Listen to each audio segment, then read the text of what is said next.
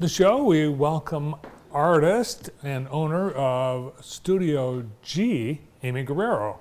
Hi, Amy. Hi, Bart. How you doing? Nice. I'm good. Good. How are you? Good. I'm doing great. Good. Thank you. Nice to see you again. Thank you. Amy's in her second life. I mentioned earlier, many are familiar with Amy from her many years at the Enterprise Group. How long were you there? 16 years. 16. Yeah. And you retired a couple I years? retired right when COVID hit, April Fool's Day of 2020. Good timing. Yeah. And since then, you've been expanding your creativity. And I know I've seen your creativity in your yard. Yes, you're very creative there. Thank you. But you're an artist, a watercolor artist. I am now.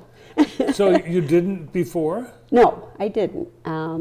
I have a degree in landscape architecture, Bachelor of Landscape Architecture from MSU. And so I had some graphics classes through that program, but never watercolor, mostly markers and doing renderings of designs and so forth. And my dad was an artist, and so I was able to draw, but never really pursued anything in art, never took art classes or anything. But getting a degree in landscape architecture, was that your original plan? Were you going to be a landscaper, architect?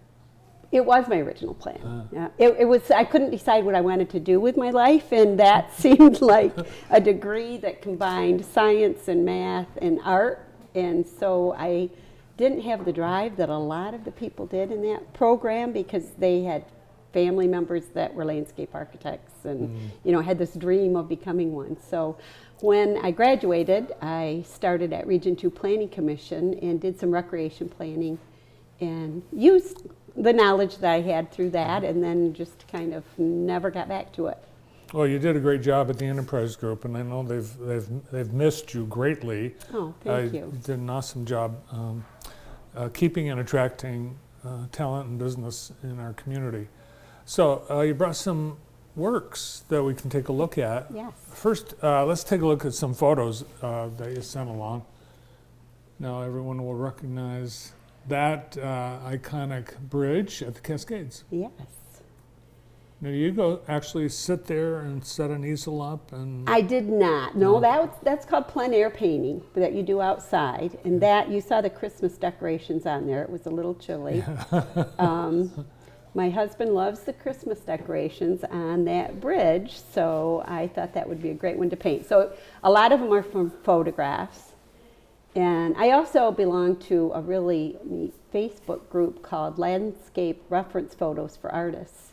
And there's photographers from all over the world that post photos for anybody to use, royalty free. You don't have to purchase them or anything. And they encourage you to paint them. And if you do, they just want you to give that photographer credit. That's a tree at Ellisharp Park. That one's called Gnarled. Is that the oldest tree? That one was a plein air painting. And there's a funny story behind it because I was sitting there plein air painting and the seat that I was sitting on collapsed. So all of a sudden there were paintbrushes and paint and everything all over the ground. And the windmill was out at what used to be the Lafier Estate, which is east of Parma. I grew up in Parma. And Trail Acres, let's go back to the windmill. One before that. And that is... Whoops, we're maybe getting it was there. After. Yeah, it's back. It's a red. It'll look red mainly, and it's a windmill. It's a windmill. I think know what? maybe it was later. Teenagers. There it is. There it is. There it is. Yeah. The windmill. And is windmill. that still there? It is still there, and there's quite an interesting history to that I looked up on their website. They had it moved there from, was it Holland, I think? But there's an interesting history. I don't remember the details about it, but Jim and I were out there at a Christmas event that they had things for sale in the barn, consignment and everything, and he saw that and he said, "You ought to paint that." Bob and Elsie Lafier's home for many years. It was, yes. Yeah. Many years. I remember that.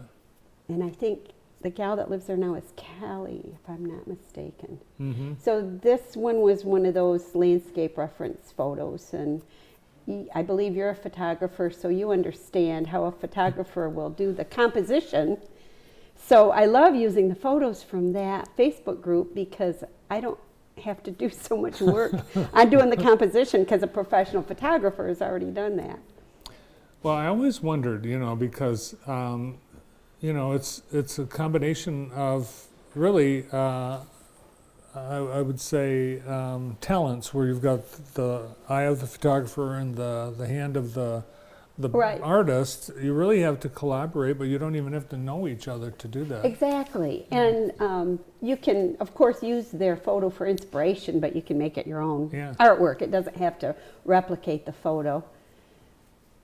The one with the boats that you just saw was out at Portage Lake State Park. I went there and took a picture one day and decided to paint that. So I'm all self-taught from using YouTube.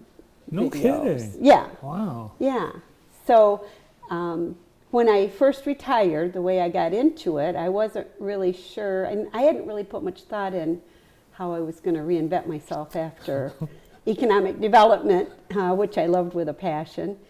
And I got a very generous gift. I didn't have a retirement party because COVID hit right when I retired, and somebody that I was a colleague sent me a card and a very generous gift card, and I told my husband I want to buy something to do in retirement. So I don't even remember how I landed on watercolors, but that Christmas I painted 45 hand-painted Christmas cards. Oh my gosh. Which really taught me a lot because every card was a new tutorial on YouTube, and I learned new techniques. Wow. So, Well, I've heard about people learning all kinds of things on YouTube, but oh my gosh. that's I guess it makes sense. I guess you Yeah, can do I it. think anybody that is interested in art at all should, even if they have no confidence in it, they can do it. They can pursue art or whatever they want, and there's a lot of resources out there. Now, if we could go back to the bridge at the Cascades with the Christmas decoration. Now, this has a special meaning in your family because your husband, Jim Guerrero, was for many years the director of Jackson County Parks and the Cascades. Yes, he was. And you can see the Cascades Manor House in the background there from that vantage point. And I actually painted this kind of as a tribute to Jim because we were doing an exhibition at the Ella Sharp, and I had looked up an article about when he retired, and it just had so many comments about, if you think about, if he had never been here, we wouldn't have the Falling Waters Trail, we wouldn't have the Manor House reinvented, and so many projects that he worked on, so I kind of did that as a tribute to him. Yeah, that's neat. We wouldn't have the Civil War muster. We wouldn't have Exactly. Cascades Ice Cream Company. Yes, yes. We wouldn't have had the addition to the Manor House, the That's trail, right, the yeah. Falling Waters. Yeah, he really was responsible for a lot of growth and improvement with the parks. Now, Yes. you brought a couple of watercolor paintings. That one is called Regatta Repose, and it's unusual for most of them because I usually paint all the way to the edges, but that's called a vignette, which has kind of some white space around it. And the inspiration, again, was from that website I talked about. Very nice. And- Where's this? I don't know where Oh. that is. Oh, it's I don't from know the location. photo, It's from the from the yeah, guy's from photo, the yeah. the website that I use. And this one I called Sunlit Stream, and that again is an inspiration from there. Great job. Thank you. Yeah, see, watercolors, so they take a long time. They do. Yeah. Yeah. What I never realized, of course, not having really done them, is you have to kind of do a lot of planning because you have to save your white space. You can't Yeah. paint white over. I mean, you can with some ink, but you have to plan it out and save your white space, and then you have to let a lot of layers dry.